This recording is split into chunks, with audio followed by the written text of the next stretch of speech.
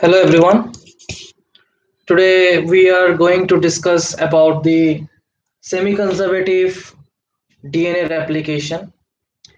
It is well said as DNA replication. It is a semi-conservative mode of replication. Why it is semi-conservative mode of replication? If we see, whenever a DNA has double strand.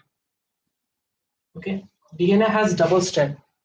This double strand, it is said that when during replication, this double strand gets opened up. This double strand gets opened up, and then based on this only information, new strand forms. New strand forms, right? And because of that, we will find in new DNA pairs of DNA, we will find an old strand, and that is we call semi-conservative. Means half of the portion will remain from the parent, from the this one when formation of grant when formation of the daughter's sorry DNA will be produced.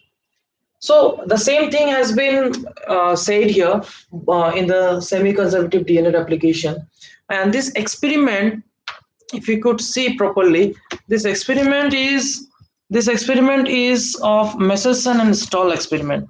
This Messelson and Stahl experiment, in this Messelson and Stahl has been explained about the how the DNA replication is a semi-conservative mode of replication. So we will see accordingly how does this actually is responsible. So what they have did, Messelson and Stahl, what they have actually did, they have taken a organism E. coli. E. coli has been taken. E. coli organism has been grown. E. coli organism has been grown in a medium which has uh, ammonium chloride. And in ammonium chloride, nitrogen was used having 15 isotope, N15 isotope, the heavy isotope. N15 is the heavy isotope. It is not radioactive, but it is the heavy isotope. So it has been grown, and after growing this in this N15 medium, the E. coli, which has been taken back for centrifugation, and this has been centrifuged with the cesium chloride. Cesium chloride. This cesium chloride provide density gradient. Density gradient. Now, when it has been centrifuged, then after centrifugation, what we found? We found that there is a band at the lower portion of the centrifuge tube. And what it has been observed that as because when the DNA formed, this DNA has taken up the nitrogen because nitrogen is present in the structure of the DNA. And this N15 nitrogen has been taken, and both the strand has N15 nitrogen.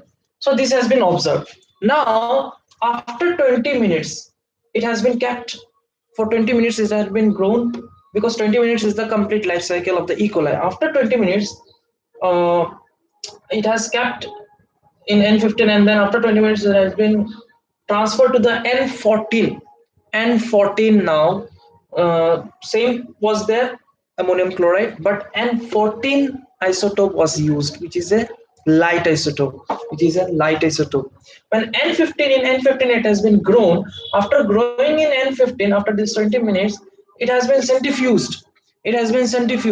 Centrifugation was again done in cesium chloride, and when in cesium chloride centrifuge was done, the band observed was in approximately middle, and it was found that this middle portion means neither it is a heavy band, neither is a light band, because it was not appearing up.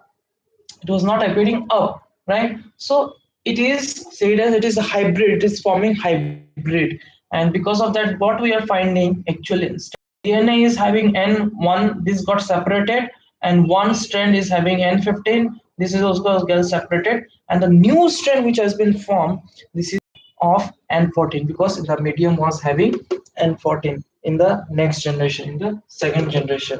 So second generation we found the hybrid case. This has been continued in the same, it has been continued in the third generation also.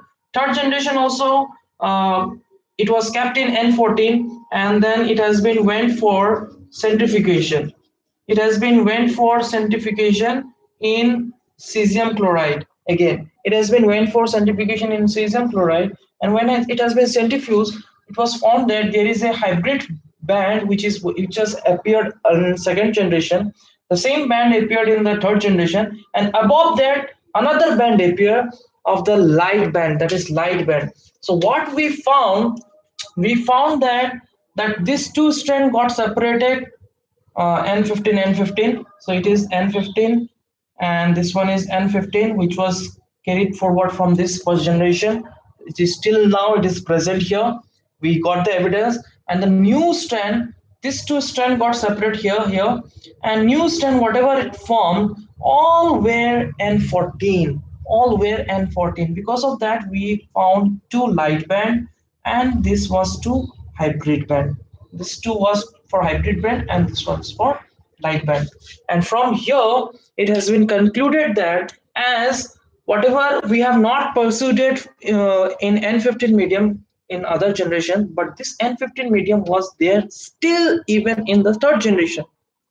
Hence, from this experiment, Messelson and Stahl has explained that this DNA replication is always having semi-conservative nature. It always preserves half of the strand for making new strand. So old strand basis on old strand, new strand form. So like this DNA replication takes place.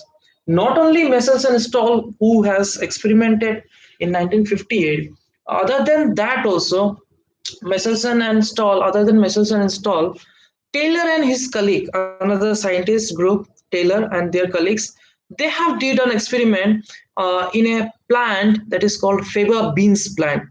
In the fava beans plant, that is scientific name is Vicia favia. Vicia favia is the plant where they have did the experiment using thymidine.